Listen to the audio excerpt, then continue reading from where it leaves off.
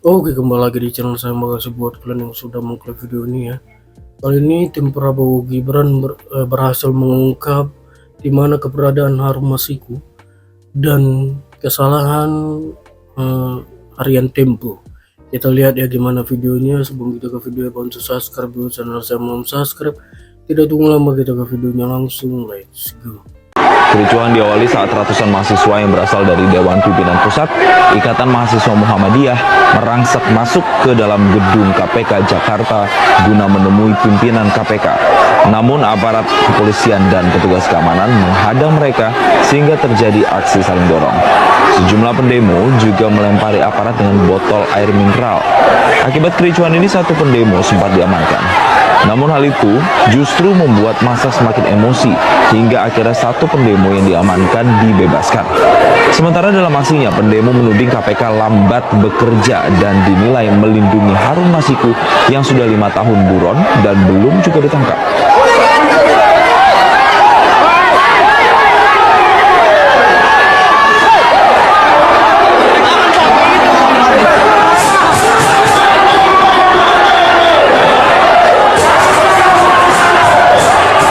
Saat itu Harun Masiku sudah dalam pantauan penyidik KPK. Tetapi ternyata penangkapan Wahyu Setiawan di Bandara Soekarno-Hatta itu bocor. Dan ada salah satu pimpinan KPK yang mengadakan press conference. Akhirnya Harun Masiku kemudian dihubungi oleh salah satu orang partai politik untuk mencelupkan HP-nya biar tidak terdeteksi. Kemudian akhirnya tetap terpantau dengan seseorang menuju ke PT IKA bersama dengan salah satu petinggi partai politik. Disitulah terjadi drama.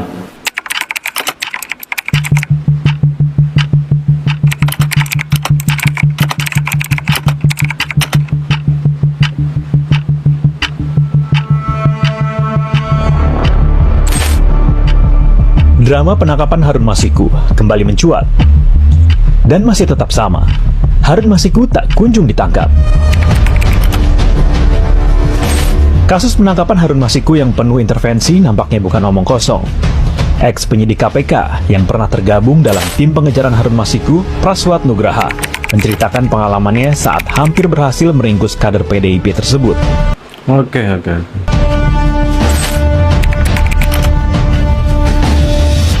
Pada malam 8 Januari 2020, ia dan tim membuntuti Harun dari Cikini, Jakarta Pusat, sampai hilang jejak di Perguruan Tinggi Ilmu Kepolisian PT IKA, Jakarta Selatan. Harun ke PT IKA bersama Nur Hasan yang merupakan petugas keamanan di salah satu kantor Hasto di Menteng, tak jauh dari kantor PDIP. Sementara tas berisi barang-barangnya dibawa oleh mobil. Namun yang terjadi saat itu, 5 penyidik KPK yang membuntuti malah diadang petugas kepolisian, diinterogasi, bahkan dites urin. Tak sampai di situ, hambatan demi hambatan yang dihadapi penyidik terus berlanjut, bahkan sampai pemecatan.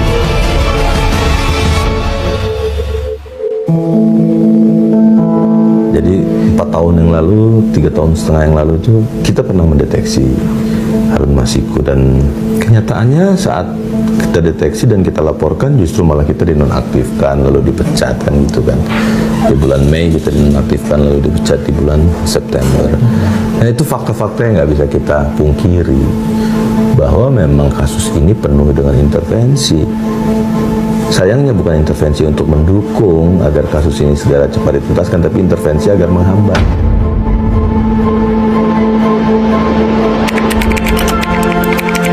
Saudara kenal dengan Harun Masiku?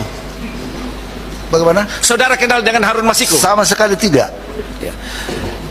Ya terlepas sama saudara kenal atau lihat tidak. Mukanya, fisik juga tidak pernah, hanya fotonya. Tidak siapa. Ini saya orang Kristen, Pak. Ya. Pak Menteri tidak kenal Masiku? Tidak tahu Masiku? Tahu bahwa dia dari partai yang sama dengan Pak Menteri? Sebelumnya tidak tahu? Berani sumpah? Berani sumpah?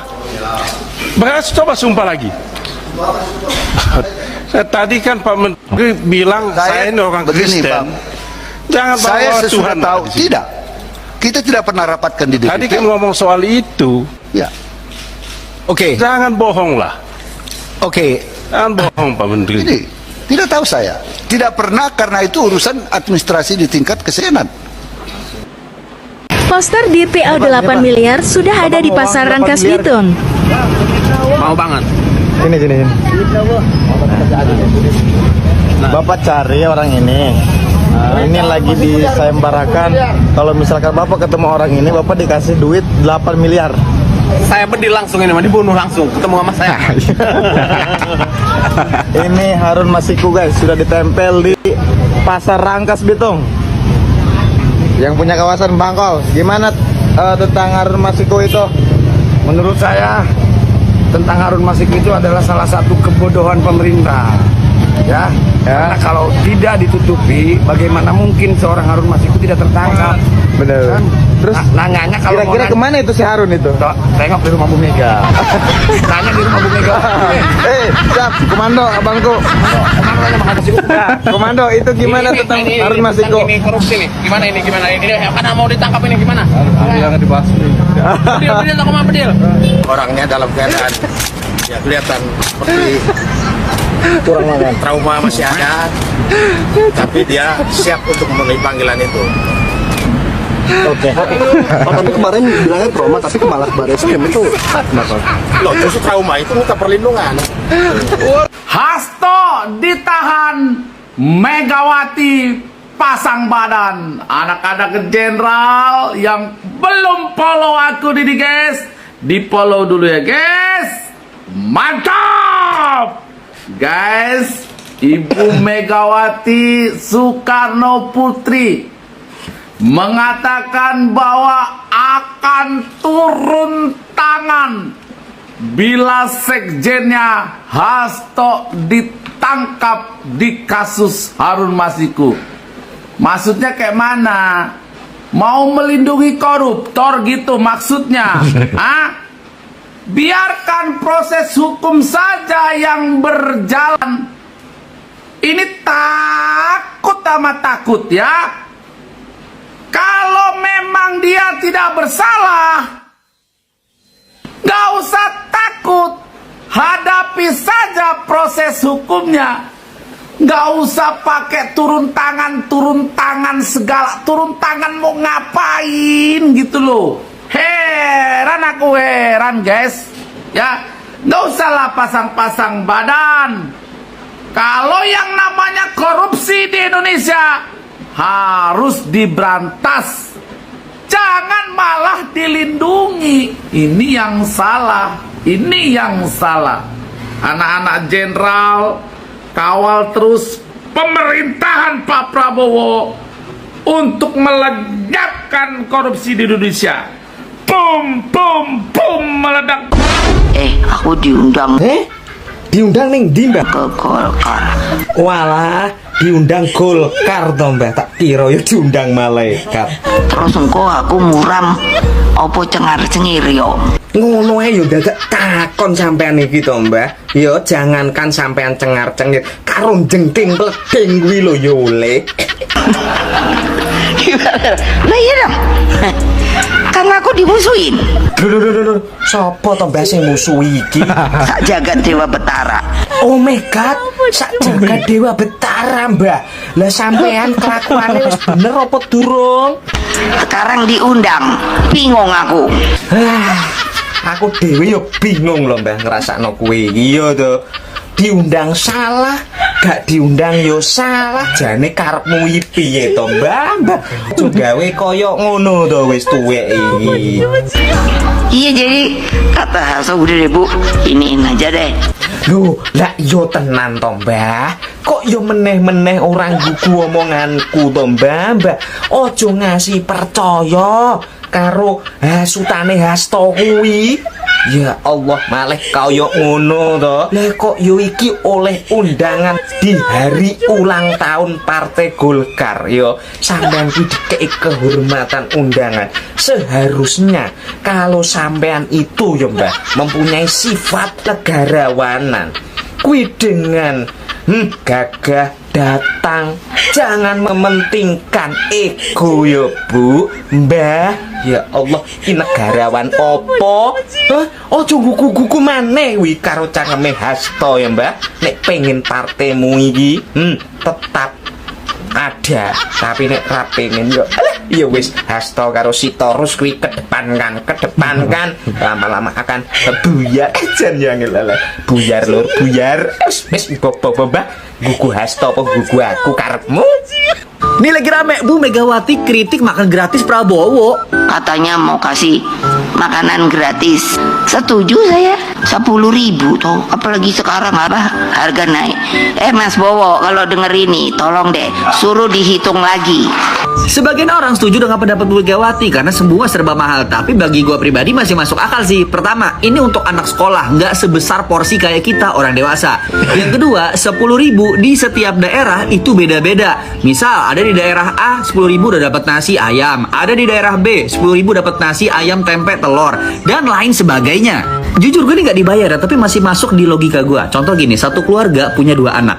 Satu anak sehari makan ditanggung 10.000. 10.000 dikali 30 hari sekolah lah biar gampang ya, 300.000. Kalau satu keluarga punya 2 anak berarti udah ngehemat berapa? 600.000. Begitupun kelipatan keluarga selanjutnya. Dan di sini siapa? Ya keluarga orang-orang ini bukan ketua partai Bu. Kalau harganya ditinggiin lagi, nanti malah ada dikorupsi lagi. Kalau memang tujuannya sama-sama buat rakyat, minimal ya ketua partainya ataupun anggotanya pada ngebantuin kayak nambah 5.000, jadi anak-anak dapat porsinya 15.000 atau 20.000. Ya enggak sih? Nah, gimana menurut kalian pendapat tentang Bu Megawati? Setuju atau enggak? Kalau spill di daerah kalian 10.000 udah dapat nasi apa aja sih kira-kira buat anak kecil? Saya tahu nggak? Bapak saya, Presiden pertama Republik Indonesia, pahlawan nasional, proklamator, Bapak bangsa. Mau bicara secara objektif, yang disebut makar itu adalah Megawati Soekarno Putri. Ketika Gus Dur memerintah, Gus Dur sudah mengatakan memilih Khairuddin Ismail sebagai Kapolri, tapi Mega melakukan insubordinasi pembangunan terhadap presiden. Dia melakukan apa? Yang dipilih ada Bimantoro. Kemudian dia pecah belah lagi TNI Polri, moncongnya yang namanya waktu itu Jenderal Mizar sebagai KM. Oke, baru tahu saya. Oke. SAD, saya ingat sekali karena saya ada di sana waktu itu sama Gus Dur. Itu moncongnya sudah diarahkan ke istana. Itu yang namanya makar, unsurnya masuk menggunakan kekuatan bersenjata. Nah, sedangkan kami ini apa? Selama pengajuan untuk perubahan ketatanegaraan itu tidak bisa dipidana. Saya melakukan itu.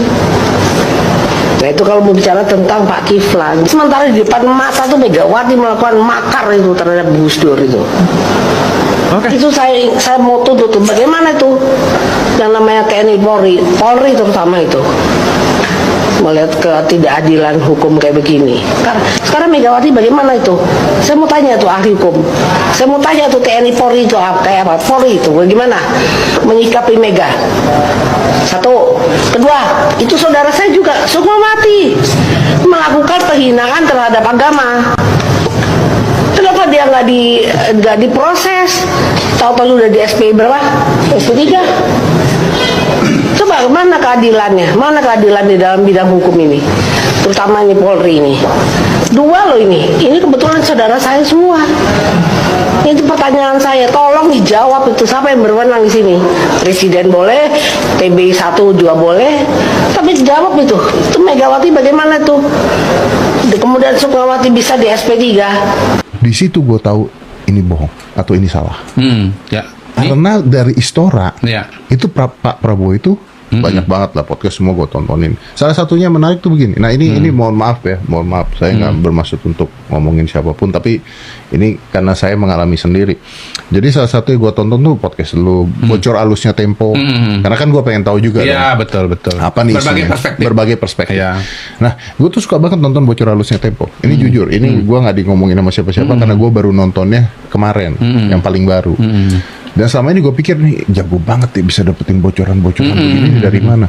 Sampai kemarin Pak, sampai kemarin. Jadi ada yang cewek tuh ngomong bahwa Pak Prabowo itu dipanggil Pak Jokowi 2 kali pada saat yang pemilu nusuk. sebelum dia ke Kertanegara dan setelah dia dari Istora dipanggil lagi ngomongin begini. Di situ gue tahu ini bohong atau ini salah. Karena dari Istora itu Pak Prabowo itu kembali ke keempat. Oh, lu tahu persis ya? Ada gua sampai tidur. Betul. Jadi nggak ada itu cerita. Betul. Nah, jadi kalau kayak itu artinya apa yang beredar di sini semuanya bisa aja semuanya juga hoax dan sebagainya, bisa diacak-acak dong. Iya dong. Jadi jangankan netizen jurnalisme istilahnya, bahkan jurnalis yang profesional pun bisa salah. Karena kan tidak semua peristiwa itu dia mengalami sendiri. Dia kan bertanya, menginvestigasi. Nah, kalau misalnya narasumber yang dia hubungi ternyata bohong atau ngarang, kan salah. Jadi salah. Iya. Yang kedua kan gini, media juga itu punya perspektifnya sendiri tentang berbagai macam persoalan. Jadi media itu nggak pernah dalam tanda kutip betul-betul dengan kepala kosong gitu. Sehingga sebetulnya apa yang dia tulis itu seringkali ya menggambarkan apa yang dia imajinasikan gitu. Jadi ya kadang-kadang mohon maaf ya, Bocor Halus menurut saya nggak beda-beda jauh dengan film Dirty Food itu gitu. Bahwa Dirty Food gimana? Dirty Food itu menurut saya mostly itu adalah imajinasi dari pembuatnya. Gue nonton ya. Memanggil Prabowo ya sore hari. Nah, malamnya setelah hajatan di Istora, kemudian Jokowi memanggil untuk yang kedua kalinya. Oke. Di Corbusier. Topimu buka topi. Oke, itu dia videonya. Gimana menurut kalian? Dan sampai bertemu di video saya selanjutnya.